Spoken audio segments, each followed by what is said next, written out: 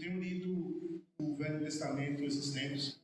Eu sempre li o Velho Testamento, na verdade, mas a maioria das vezes que Deus fala comigo tem mais a ver com a nova aliança. Sempre que Deus me dá uma revelação, me fala algo, é mais a nova aliança. Eu tenho uma maior facilidade de entender. Eu comecei recentemente a me indignar com isso, porque eu admiro muito pessoas que têm a capacidade de pegar assim a Bíblia, uma passagem lá do Antigo Testamento e tirar revelações, e geralmente são revelações extraordinárias. Eu comecei a dizer a Deus, Deus fala comigo também no Novo Testamento. E aí, ultimamente, eu tenho lido esse livro de Números e Deus tem falado bastante comigo. E uma dessas mensagens eu quero compartilhar com a igreja. E essa mensagem vai ser uma mensagem meio coach, assim. Eu escolhi um tema aqui que vai ser 4 passos para exercer o seu sacerdócio. Quantos são sacerdócios de Deus? Levante sua mão nessa noite. Você é um sacerdote do Deus Altíssimo. Amém. Então eu vejo que a igreja já está entendida que os sacerdotes desse lugar não é apenas o pastor Berdão, mas todos nós somos sacerdotes. A primeira carta de Pedro, ele vai dizer que Deus nos separou, um povo separado, povo eleito, nação adquirida, sacerdócio real. Então nós somos sacerdotes do Deus Altíssimo, reis e sacerdotes. Estamos esperando o tempo de Jesus voltar e nós reinaremos com Ele. Enquanto Ele não vem, nós podemos exercer aqui o nosso sacerdócio. E o que é o sacerdócio? O sacerdote é aquele que está diante de Deus. E para isso que nós fomos chamados. Se você olhar lá em Efésios, capítulo 1, a Bíblia vai dizer que Deus nos elegeu nele antes mesmo da criação do mundo, para que nós pudéssemos estar diante dele em santidade e em amor. Ou seja, antes da criação do mundo, o projeto de Deus incluía já o nosso sacerdócio. Adão era um sacerdócio, porque Deus cria o jardim e ele dá um ofício a Adão: olha, você vai cultivar o jardim. Então Adão tinha um sacerdócio e ele falhou nesse sacerdócio. E quando Adão falha, Deus mesmo começa a reconstruir isso. E nesse processo, ele chama Abraão, e aí vai, José vai para o Egito, e aí governa o Egito, mais 400 anos depois o povo acaba escravizado, e Deus levanta Moisés para tirar o povo. E a partir do momento que Deus levanta Moisés, naquele tempo Moisés era o sacerdote, porque só Moisés ia diante de Deus. Mas a ideia de Deus sempre foi que todos fossem diante de Deus. Só que o povo ficou meio assustado com a glória de Deus. Deus, em determinado momento, disse assim: olha, Moisés, manda o povo jejuar, manda o povo se santificar. Quem tem seus pecados, que confesse, porque daqui a 3 dias eu vou descer e vou me revelar para todo o povo. Para todo o povo, todos nós.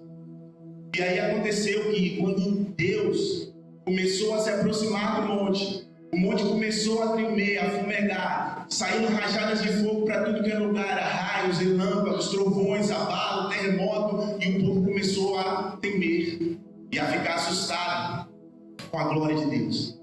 E aí eles decidiram: não, Moisés, a gente vai ficar aqui mesmo, você vai lá, fala com Deus, o que Deus disser você vem, passa para a gente, está tudo lindo, ninguém vai questionar nada. E assim funcionou, mas essa não era a vontade de Deus. E Deus começa a se relacionar com Moisés, a se comunicar com Moisés, a desenvolver um relacionamento com Moisés. E nesse processo que a gente chega aqui nesse livro de Números, capítulo 4, esse versículo que a gente vai ler, que é o 15 e o 16, diz assim a palavra de Deus. Quantos acharam? Amém? Vou ler o 15 e o 16. Diz assim: e quando Arão e seus filhos tiverem terminado de cobrir o santuário e todos os utensílios do santuário, no momento em que o acampamento estiver prestes a partir, então os filhos de Coate virão para levá-lo, mas no santuário não poderão tocar, para que não morram. Essas coisas são incumbências dos filhos de Coate no tabernáculo da congregação. 16, bastante atenção. E o serviço de Eleazar, filho de Arão, o sacerdote, será o óleo da luminária, incenso aromático, a oferta diária de alimentos e o azeite da unção, além da supervisão de todo o tabernáculo e de tudo que há nele, do santuário e dos seus utensílios. Então, observe, Hebreus capítulo 8 vai dizer que essas coisas que Deus está transmitindo a Moisés, elas são figuras, são sombras das coisas celestiais.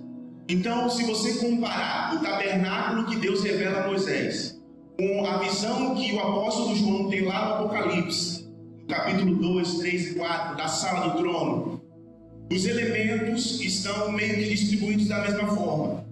Então, lá em Apocalipse existe um trono. E aí o que acontece? No tabernáculo tem a arca. E lá no Apocalipse tem isso. No tabernáculo tem algo que simboliza isso. Então Deus já está dando a Moisés lá a revelação do plano futuro.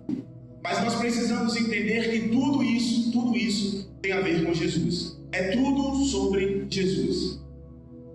Toda a revelação da palavra é sobre Jesus. E eu quero compartilhar com vocês, porque nesse momento o sacerdote era apenas Eleazar.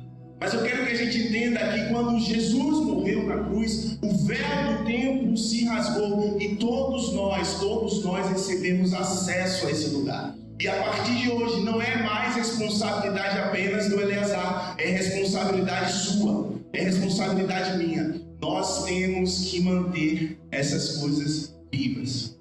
Eu quero mostrar a você, lá no Novo Testamento, na Nova Aliança, como essas coisas estão presentes. Através da revelação, nas cartas dos apóstolos e principalmente através do próprio Jesus.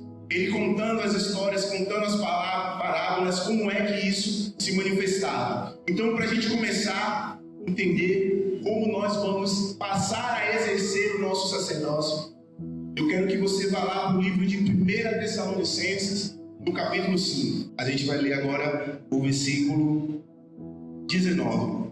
E não apagueis o Espírito. Agora vamos correr um pouquinho para trás no livro de Efésios, capítulo 4, versículo 30. Primeiro, não apagueis o Espírito Santo. E o segundo, não entristeçais o Espírito Santo de Deus. Agora volta lá para o tabernáculo. No tabernáculo tinha a arca. Em frente à arca havia 4 postes cobertos de ouro, e era nesses postes que ficava a cortina do véu. E aqui atrás do véu era o Santíssimo, e daqui para lá era o Santo. E aqui na frente do véu tinha a mesa e um candelabro. E esse candelabro ele tinha que queimar o tempo todo. Então, quando Deus está dizendo a Eleazar que ele tem que manter essa chama acesa, que ele tem que repor o óleo dessas lâmpadas, para que elas estejam queimando constantemente.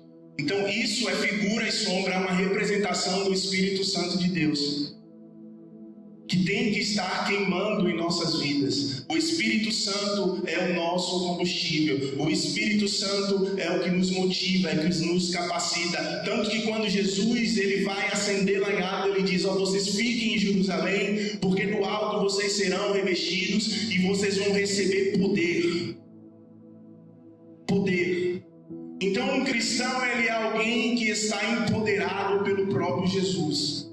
E o apóstolo Paulo vai nos recomendar e dizer: não apagueis o Espírito Santo, ou seja, é possível que a gente deixe essa chama apagar. Então é como uma fogueira, um palito de fósforo, depende, eu não sei o que você é. Eu não sei se você está queimando e a sua luz pode ser vista a uma distância muito grande. Eu não sei se a sua luz está daquele jeito, balançando e quase apagando, como você acende um fósforo e fala: meu Deus, é o último.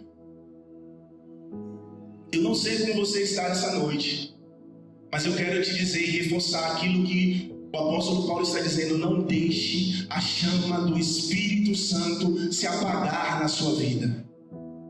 E o primeiro passo para isso é você começar a entristecê-lo. Porque ele também vai dizer: não entristeçam o Espírito Santo, pelo qual vocês foram selados na promessa. A bispa pregou hoje de manhã na ceia justamente sobre o penhor do Espírito Santo. O Espírito Santo é o que nós recebemos e a nossa garantia que o Senhor está vindo para nos buscar. E eu tenho certeza que mais de 80% dos aqui presentes já tiveram experiências espirituais profundas e têm a plena convicção que Jesus é real e que o Espírito Santo é real. Ou não? Sim. Mas muitas vezes nós não temos trabalhado para manter a nossa chama acesa. Ou seja, nós não temos exercido o nosso sacerdócio. E agora eu quero trazer isso nas palavras do próprio Jesus, e veja como ele é sábio, Jesus muito inteligente. Como é que ele conta isso? A gente vai lá para Mateus capítulo 25.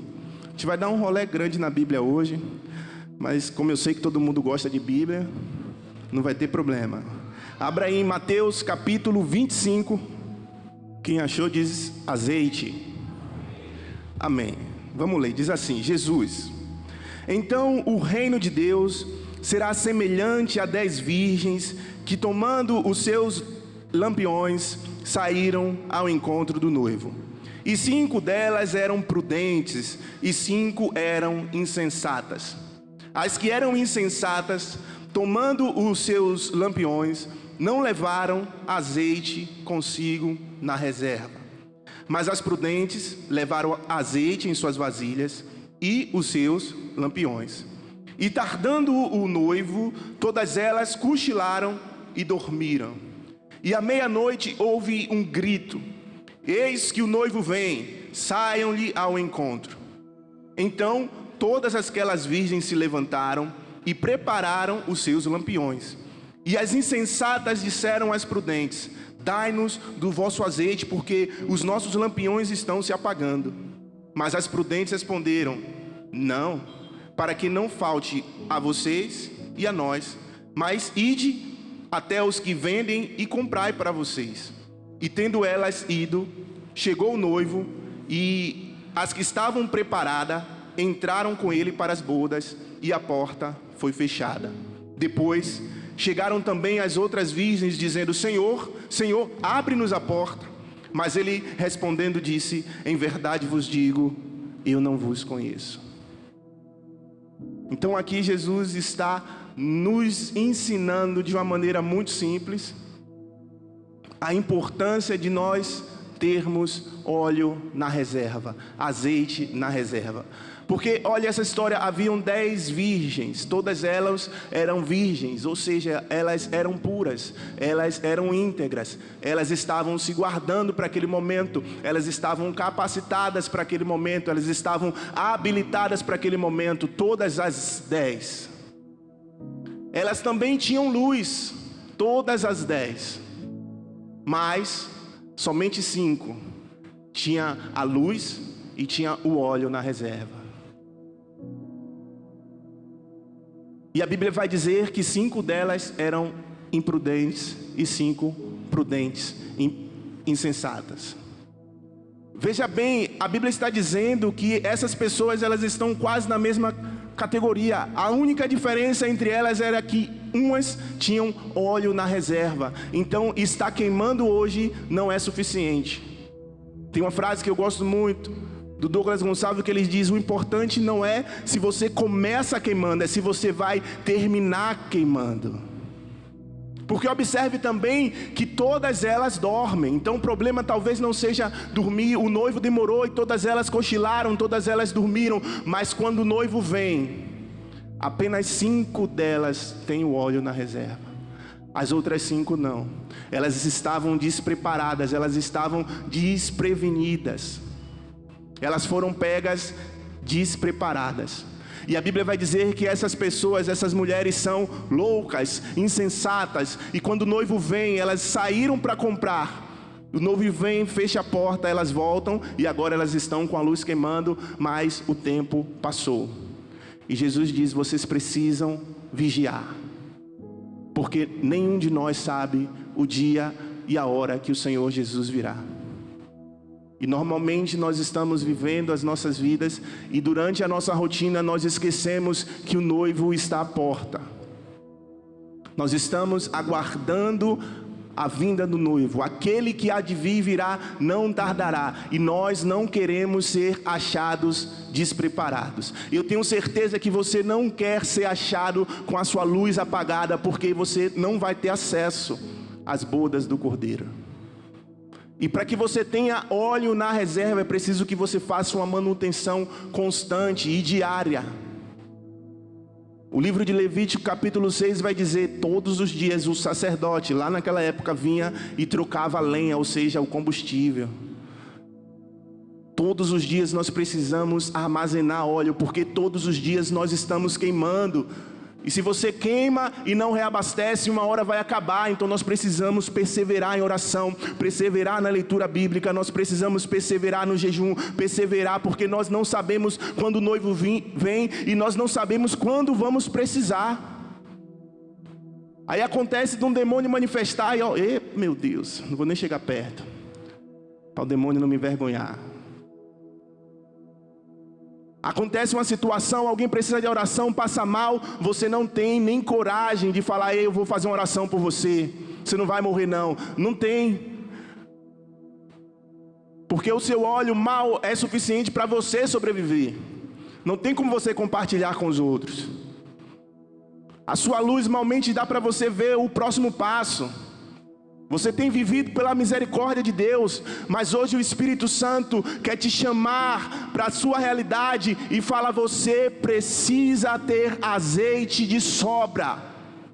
Você precisa de mais unção, de mais poder, de mais presença, de mais busca, de mais entrega, para que o Espírito Santo de Deus possa habitar em você e você seja habilitado e capacitado a fazer obras maiores do que que Jesus fazia.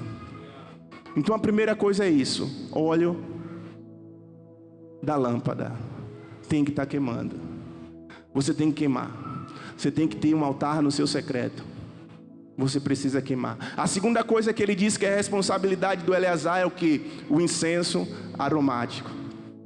E para falar sobre o incenso, eu quero que você vá lá para 2 Coríntios capítulo 2.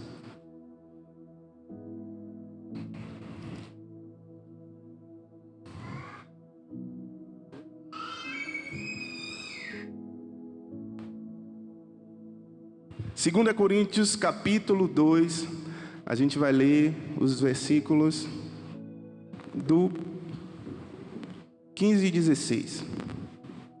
Diz assim: porque somos para Deus como um doce perfume de Cristo, nos que são salvos e nos que perecem. Para um nós somos o cheiro da morte para a morte, e para o outro o cheiro da vida. E quem é suficiente para estas coisas, entenda.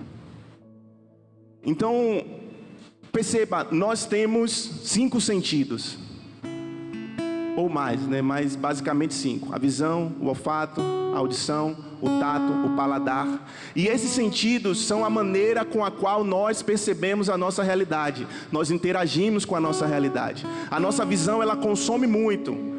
Praticamente 80% do tempo a gente está pensando naquilo que está vendo. Mas de repente a gente sente um cheiro que nos lembra de alguém, nos lembra de um passado, de uma memória. Um sabonete de glicerina nos lembra da nossa avó. Eu falei: isso tem cheiro de vó. Um perfume, uma colônia, algo vem nos remeter, porque nós acessamos o sentido do olfato, é uma janela. A audição, nós escutamos uma música que nos lembra alguma coisa, que mexe com as nossas memórias, aquilo que a gente pega. E Deus nos deu isso, e somos a imagem e semelhança de Deus. Ou seja, Deus também tem sentidos. Deus tem olhos, Ele vê. Ele tem ouvidos. Ele diz: meu braço não está encurtado, ou seja, Ele tem braço. Mas a maneira que Ele escolheu para nos perceber foi como uma doce fragrância, um doce perfume. Deus não olha para o que você está usando, Ele não olha para o que você está vestindo, mas Ele te percebe como um doce cheiro de Cristo. Porém, para uns o cheiro da vida, e para outros o cheiro da morte.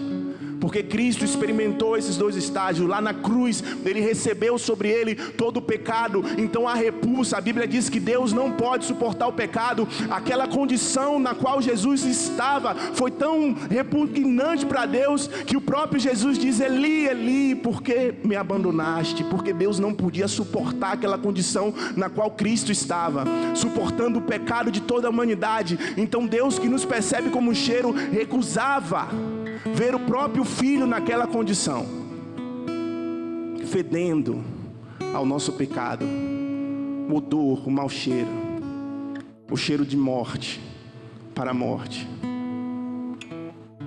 E Deus vai dizer: nós precisamos, e nós estamos responsáveis por oferecer ao Senhor o doce perfume. E eu quero que a gente vá lá dar uma olhada em João, capítulo 12. Diz assim a palavra de Deus: 6 dias antes da Páscoa, veio Jesus a Betânia, onde estava com Lázaro, o que estivera morto, e a quem ele ressuscitara. Fizeram-lhe ali uma ceia. Marta servia, mas Lázaro era um dos que estavam à mesa com ele. Então Maria, tomando uma libra de unguento de nardo puro, caríssimo, ungiu os pés de Jesus e limpou os pés com os seus cabelos, e a casa se encheu com o cheiro de unguento.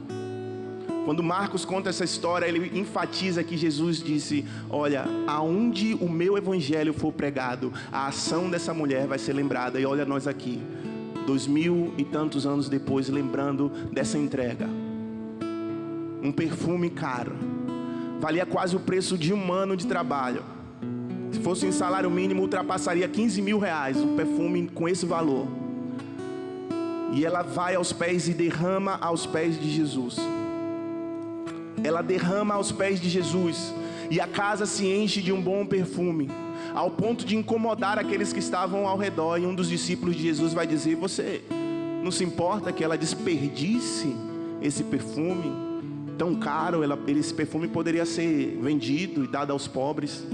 Mas Jesus conhecia o coração do homem que se manifestou dessa forma. Ele sabia que, como ele era o tesoureiro, vendendo perfume e colocando o dinheiro na mão dele, ele poderia fazer o caixa 2. E não só isso, Jesus diz: olha, você precisa entender, os pobres sempre vão estar aí, mas a minha presença nem sempre vocês vão ter. Talvez a sua adoração, a sua maneira de ser, a sua maneira de mover no Espírito seja até estranha às outras pessoas, incomode algumas pessoas, mas o Senhor Jesus, Ele conhece o seu coração. O Senhor Jesus, Ele conhece o seu carisma, Ele conhece a sua maneira de ser. E Ele sabe que cada vez que você se entrega e que você derrama o seu perfume, a sua adoração diante do Senhor, o Espírito Santo de Deus vem e libera mais sobre você, mais sobre a sua vida. Existem 2 passos que nós precisamos para estarmos cheirando agradável diante de Deus: santificação e adoração. É a santificação e a adoração. Quando nós estamos santos diante de Deus, quando nós estamos queimando por Deus a ponto de querer adorar, e a gente acorda e coloca um louvor, e a nossa vida é preenchida pela palavra de Deus, pelo Espírito Santo, as nossas ações, os nossos relacionamentos, quando nós estamos cheios da presença de Deus, nós queremos adorar constantemente, e nós estamos ligados com o Pai, e nós rejeitamos o pecado. E cada frase que a gente fala é uma forma de adoração, cada gesto que a gente faz é uma maneira de adoração, porque Deus se agrada de nós e nós estamos sendo para Ele como um bom perfume, como um incenso aromático diante de Deus. E eu não sei a condição que você se encontra essa noite, eu não sei. Só 2 pessoas sabem, você e Deus. Pode ser que você esteja vestido de trapos de imundície. Pode ser que você esteja mergulhado na iniquidade, no pecado, na mentira, no roubo. Eu não sei, mas o Senhor sabe, Ele está dizendo: olha, eis que faço nova todas as coisas. Hoje é noite de você se despojar dessas vestes sujas, de despojar as mãos que foram enlamaçadas com pecado e receber do alto o renovo do Espírito Santo, o batismo que nos purifica, que nos santifica, que nos traz a paz, porque por meio de Jesus, quando somos lavados pelo sangue de Jesus, nós nos sentimos outra vez confiantes para entrar diante do trono da graça do Pai e achar dele misericórdia e paz. E a terceira coisa que nós precisamos zelar para que nós possamos estar constantemente exercendo o nosso sacerdócio são as ofertas. São as ofertas. Engraçado que eu já preguei essa mensagem, eu preguei ontem na consagração com os meninos aqui de manhã. E eu estava na sexta-feira, não foi, Felipe? Na sexta, meu irmão pregou na célula e ele estava pregando a mensagem da mulher samaritana. E em um determinado momento ele falou assim: cara, nada que a gente fizer para Deus vai ser suficiente. E aí gerou uma polêmica. Aí Felipe perguntou: por que a gente não consegue fazer nada para Deus? Eu falei: ó, o que Deus fez por vocês foi morrer. Então você está vivo aqui. Para você compensar o que Deus fez, você precisaria morrer. Só que compare a sua vida com a vida de Jesus. Você acha que seu nível de integridade, de santidade, o seu nível de pureza pode ser comparado com o de Jesus? Aí ele disse: não. Então eu falei: ainda que você morresse, não seria suficiente. Porque o ser mais precioso da humanidade, aquele que não conheceu o pecado, ele morreu por você. Beleza? Beleza, então entendi. Aí quando a gente estava aqui de manhã, que eu estava falando sobre essa passagem das ofertas, aí eu falei com eles: ó, a gente precisa se entregar ao Senhor e tal. E aí ele lembrou, ele falou: não, mas você falou que nada que a gente fizer é suficiente, então não tem nada que a gente possa fazer. Aí eu falei: tem sim. Só porque não é suficiente não significa que a gente não tem que fazer. A gente vai fazer e vai querer fazer e vai querer fazer e vai fazer. Ainda assim não será suficiente, mas sempre terá algo a fazer, porque o Senhor conta com nós. Ele nos chamou para o ministério da reconciliação. Ele nos deixou aqui como testemunhas. Como testemunhas.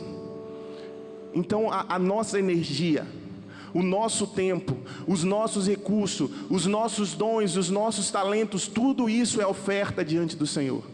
Mas muitas vezes nós não entregamos. E aí tem aquele versículo que é o mais conhecido da Bíblia, que eu nem vou pedir para os irmãos abrirem, João 3,16. Porque Deus amou o mundo de tal maneira que deu o seu único Filho, para que todo aquele que nele crê não pereça, mas tenha vida eterna. Olha o poder dessa oferta. Nós éramos escravos do pecado, pecadores, vivíamos debaixo do jugo das trevas, dominado pelas seduções, pelas vontades da carne, mas o próprio Filho de Deus, ele morreu e ele teve a vitória e nos transportou para o reino do Filho do seu amor. A maior oferta a uma pequena criança, a maior oferta que a humanidade já recebeu. O próprio Deus, o Deus que é rei da humanidade, ele morreu por mim e por você.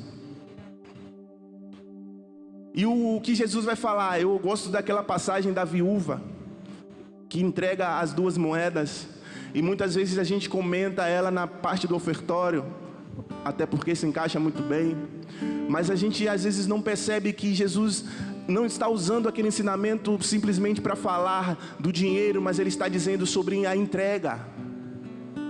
Jesus está falando sobre a entrega.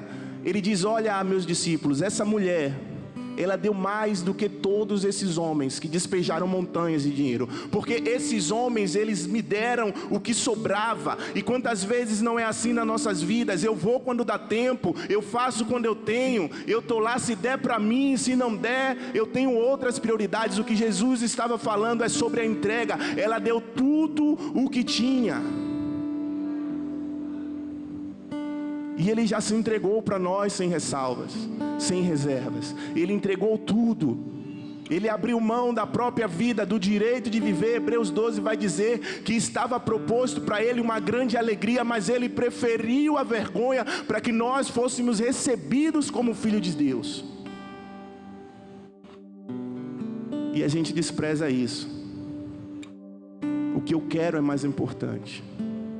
E eu vou lutar para isso, eu vou batalhar para isso. Eu faço a obra se der tempo. Eu falo de Jesus assim, se a pessoa começar a falar de Jesus, aí eu falo de Jesus também. Mas para eu ter iniciativa, não é. Ainda não. E aí o salmista Davi vai dizer: o que darei eu ao Senhor por todos os benefícios que Ele tem me feito? O que eu darei ao Senhor por todos os benefícios que Ele tem me feito? Eu quero que você feche os teus olhos e tente pensar nos últimos 3 dias quanto favor de Deus você já recebeu na sua vida. Pense em 3 somente. em 3 benefícios que o Senhor te deu. Eu posso citar aqui a saúde, eu posso citar a alimentação, eu posso citar as vestes que você está. Até aqui o Senhor tem te sustentado, até aqui Ele tem sido contigo, até aqui Ele tem sido fiel às promessas deles para mim, para você, mas nós é que somos infiéis. E o que darei eu ao Senhor por todos os benefícios que tem me feito? Nem 10 minutos do meu tempo para ler a Bíblia eu consigo dar. Nem 20 minutos do meu tempo eu consigo dar para parar e fazer uma oração. Nem isso eu consigo dar. E se você é essa pessoa, chegou o dia, chegou a noite, chegou a hora de você tomar uma decisão e restabelecer a sua aliança com o Senhor. Talvez você não esteja suportando o nível da sua vida, talvez você esteja inconstante, indeciso, e você não sabe por que as coisas não avançam. Deixa eu te dizer porque Deus não quebra princípios, Deus não dá atalhos. Nós temos que suportar o processo, nós temos que ser obedientes à voz de Deus. Nós temos que ser totalmente fiéis à vontade de Deus, para que as coisas de Deus destravem na nossa vida. A uma das igrejas, das 7 igrejas, ele diz: eu vou vomitar vocês, porque vocês não são crentes, nem são frios, vocês são mornos. E eu não suporto isso. Jesus quer pessoas que queimem, Jesus quer filhos que estejam queimando, Jesus quer filhos que estejam queimando, Jesus quer filhos que tenham óleo na reserva. Onde estão esses filhos? Se você é um desses filhos, se expresse na presença de Deus, abra sua boca, glorifique ao nome do Senhor, comece a chamar a existência e a realidade dele para o seu coração. Diga aleluia, diga: eis-me aqui, Senhor, eis-me aqui, Senhor, sou eu quero isso para mim. Declare a palavra de Deus. E a última coisa que nós precisamos para exercer o nosso sacerdócio diário é o azeite da unção. E veja, Deus não faz nada à toa. Se você for ler o livro de Números, tem algumas passagens que são bem chatinhas, porque Deus é um livro muito descritivo, além da genealogia. E quando Deus está falando do tabernáculo, Ele fala a cor, como vai ser, quem vem primeiro, quem vem depois, onde bota o quê. Deus é detalhista. Ele é extremamente detalhista. E se está na Bíblia é porque é para a gente ler. Tem alguma coisa ali. E Ele vai dizer, primeiro, o azeite das lamparinas, o perfume, as ofertas, e por último, o azeite da unção. E eu quero te mostrar por que a unção é tão importante na vida de um cristão. Eu estava ontem conversando com os amigos na praça, Bruno estava lá também, e eu estava falando justamente sobre isso. Eu falei, unção é uma parada assim que não dá para explicar, mas quando a pessoa tem unção, você percebe. É que nem educação. Alguém é educado, beleza, você não sabe por que é descrever, mas você sente que a pessoa é educada. A unção é a mesma coisa. Então, quando alguém tem unção, quando alguém ora, você sabe, tal pessoa ora, tal pessoa busca, porque algo tem os nossos sentidos, mas eu acho que esse é um sentido espiritual que a gente tem, essa capacidade de perceber a unção que emana de alguém. Quando a presença de Deus habita alguém, nós somos capazes de ser afetados por isso. E eu quero profetizar na sua vida que você é essa pessoa. Você é essa pessoa que muda ambientes. Você é essa pessoa que tem algo de Deus. Você é essa pessoa que carrega os dons espirituais. Você é essa pessoa que vai chegar no seu ambiente e liberar palavras de sabedoria, palavras de conhecimento, fazer orações por cura, por libertação. Você é essa pessoa no qual repousa o espírito do conselho do Senhor. E em nome de Jesus, todas as fortalezas mentais sejam quebradas. Nós clamamos pelo sangue de Jesus, Pai, para que a mente que se diz impotente, que se diz insignificante, que se diz cansada, que diz que não pode, ela seja agora revigorada pelo Teu Espírito, em nome de Jesus. Abra em Isaías 61. Eu amo muito Jesus. E uma das coisas que eu mais aprecio em Jesus é a inteligência dele. Jesus era um homem extraordinário. Era um homem muito simples, mas ele era um homem extraordinário. E veja bem, nós começamos falando que a partir do momento que a aliança é quebrada entre Deus e os homens, Deus chama Abraão, e aí a gente chega lá em Moisés, e depois de Moisés os homens passam a viver segundo a lei. E em um determinado momento Deus tenta sempre cumprir a vontade dele, que é habitar no meio dos homens. E aí ele vai como uma arca, e depois ele vai para uma tenda, depois ele constrói um templo, aí o templo destrói, depois ele constrói outro templo, mas os homens não entendem a vontade de Deus, e de repente tem o templo, mas não tem mais Deus. E aí esse vácuo que fica entre Malaquias até a vinda de Jesus 400 anos depois, porque os homens tinham todo o processo litúrgico. Quando eu peco eu faço isso, para adorar a Deus eu faço aquilo, a festa tal é assim, 3 músicas, lenta, ofertório, palavra, bênção apostólica, tchau, domingo na igreja, terça culto da palavra, dia de célula. A gente sabe todo o ritual, mas a gente não sabe se Deus está ali. E era assim que esses homens viviam, até a vinda de Jesus. E veja, Isaías 61 vai profetizar sobre o Messias, e ele diz: o Espírito do Senhor está sobre mim, porque o Senhor tem me ungido para. Então a primeira coisa que eu preciso te dizer é que a unção, ela tem uma finalidade. Você não é ungido simplesmente para ser ungido. Você não é ungido simplesmente para ter um título de pastor, de apóstolo, de bispo, de profeta, de evangelista. Você é ungido para. E Jesus foi ungido para apóstolo? Não, Jesus foi ungido para pregar boas novas aos pobres.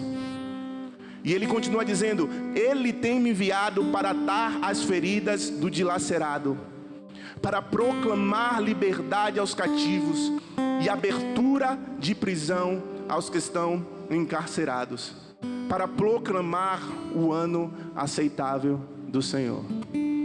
E o último texto que a gente vai ver lá em Lucas, capítulo 4.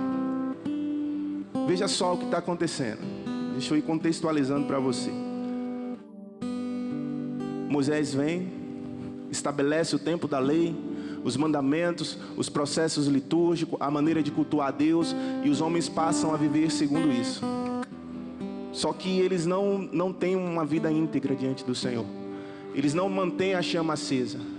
São homens que têm um mau cheiro diante de Deus por conta dos seus pecados, por conta das suas maldades, da sua iniquidade, da sua aversão a Deus. Eles dizem que adoram a Deus com os lábios, mas as suas ações ofendem a santidade do nosso Deus. E aí os profetas começam a vir e profetizar: vai vir o Salvador de Israel, vai vir um Redentor, o Messias, aquele que vai restabelecer a glória da casa de Israel, aquele que vai trazer de volta a honra do nosso povo. Nós não seremos mais escravos na nossa própria terra, porque virá um que ele nos salvará. E as profecias vão anunciar, e essa é uma das profecias. E acontece que no livro de Lucas, capítulo 4, os versículos 16, olha aí, diz assim. Vamos para o 15. E ele ensinava nas suas sinagogas, sendo glorificado por todos. Chegou a Nazaré, onde fora criado, e segundo o seu costume, ele entrou na sinagoga no dia do Shabá e levantou-se para ler. Jesus levanta, era um processo do culto deles. Alguém vinha, lia um trecho das Escrituras, assim como a gente faz. Alguém vem, abre uma palavra, dá um ofertório. Jesus se levantou para ler, e ele vai pegar e dizer, 17: e ali foi entregue o livro do profeta Isaías. E tendo aberto o livro, achou o lugar em que estava escrito. Ou seja, Jesus procurou e achou o lugar. E o que foi que Jesus leu? O Espírito do Senhor está sobre mim, porque me ungiu para pregar o evangelho aos pobres, e ele me enviou para curar os de coração partido, para pregar libertação aos cativos e restauração da vista aos cegos, e para pôr em liberdade os oprimidos. 19, e para pregar o ano aceitável do Senhor. Então Jesus declara aquele texto. Então imagine a cena. Jesus entra na sinagoga, e Jesus já está começando a chamar a atenção. Por quê? Porque coisas sobrenaturais começam a acontecer em volta de Jesus. As pessoas que se encontram com Jesus passam a ser transformadas. E as pessoas começam a dizer: rapaz, será que ele é o Messias? Será que ele é o Cristo do qual os profetas estão dizendo? E quando ele diz isso, as pessoas que estavam no poder, elas começam a se incomodar. Porque se o Messias vier, eu vou perder minha mamata. Então esse cara aí está cheio de demônio, ele não é o Messias não. Vamos perseguir quem ele pensa que é, para dizer que Deus é pai dele, porque eles estavam presos na lei. E aí Jesus entra na sinagoga, bem humilde, chega a vez dele de ler, recebe o livro de Isaías, aí Jesus diz: é hoje. Aí ele procura Isaías 61, lembrando que naquela época a Bíblia não estava dividida em números, então era um livro só. Aí Jesus procura, ele lê esse trecho, e depois a Bíblia diz o quê? 20, acompanha aí. E ele, fechando o livro, deu novamente ao ministro e assentou-se. E os olhos de todos estavam fixos nele. Então veja bem, Jesus lê o livro, devolve e se senta. Naquele momento a atenção de todos estava voltada para Jesus. Claro que Jesus estava percebendo isso, e claro que Jesus não fez essa ação dessa forma por acaso. Existia uma expectativa das pessoas naquele momento. E Jesus sabe isso, até o time de Jesus eu consigo imaginar. Ele devolve o livro, ele senta, ele percebe que as pessoas estão atentas à movimentação dele. E aí o 21 vai dizer assim: e ele começou a dizer: neste dia se cumpriu essa escritura aos vossos ouvidos. Então Jesus pela primeira vez está dizendo oficialmente: eu sou aquele que havia de vir. Eu sou a obra completa da casa de Israel. Tudo que os profetas profetizaram se cumpre em mim. A partir de agora temos uma nova aliança, e nós vamos receber todo aquele que crê, não somente o judeu circuncisado, mas todo aquele que crê, porque a promessa que eu fiz a Abraão foi: em ti, Abraão, abençoarei todas as famílias da terra, não só os judeus, todas as famílias da terra. Então a partir deste momento, a minha família, a sua família, ela passa a ser abençoada. Nós passamos a herdar todas as promessas contidas nesse livro. Nós passamos a herdar a promessa da eternidade. Nós temos os nossos corpos revestidos pela presença de Deus. O Espírito Santo de Deus agora sai daquele lugar que era o Santíssimo Lugar, e o véu do templo se rasga, e hoje ele não habita em templos feitos por mãos humanas, mas ele escolheu você para habitar. Mas nós precisamos estar em condições de abrigar essa glória. E para isso nós precisamos exercer o nosso sacerdócio. 4 passos simples: o óleo, o incenso, a oferta e a unção. E quando você começa a trabalhar para construir esse sacerdócio, o poder de Deus começa a ser manifesto na tua vida. Porque Deus não tem filhos prediletos, Deus tem filhos dedicados. Quanto mais a gente se dedica ao Senhor, mais Ele derrama sobre nós. E talvez a sua vida, a minha vida esteja travada, simplesmente porque a gente não tem essa rotina. A gente não tem essa rotina, a gente não inclui Deus nas nossas vidas. Deus não é um culto domingo à noite. Deus não é um culto domingo à noite. Deus é o Rei de toda a humanidade. Ele é Senhor de todas as coisas. Em Salmo está escrito: a Ele pertence a terra, tudo que nele há. Essa cadeira pertence a Deus, esse púlpito pertence a Deus, a sua vida pertence a Deus, o ar que você respira pertence a Deus. Nós precisamos voltar a enxergar esse Deus, a grandeza desse Deus, o quanto Ele é poderoso, o quanto Ele é majestoso. Esse Deus precisa voltar a provocar temor em nossos corações.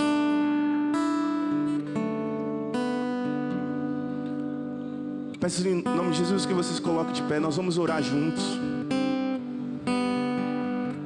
Hoje eu quero propor a você que você restabeleça uma nova aliança com Deus. E é dia de consertar o seu altar.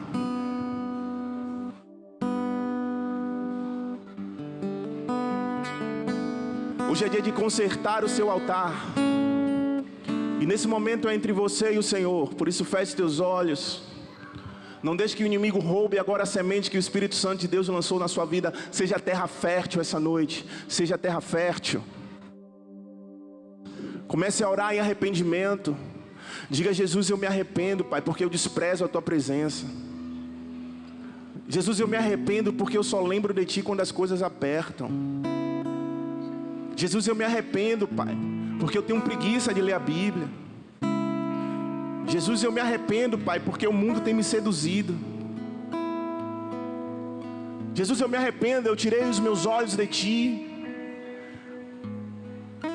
Eu me arrependo, Jesus. Nós precisamos nos arrepender, nós precisamos nascer de novo, é necessário nascer de novo. Eu oro, abençoo para que o Espírito Santo te dê outra vida, vestes novas essa noite. Faça essa aliança com Ele, peça isso, abra a sua boca, não se inconforme, porque o mundo, o reino de Deus não é para os conformados, é para os inconformados. Então, se o Espírito te tomar, grite, berre, urre, mas não se conforme, não seja deixado para trás.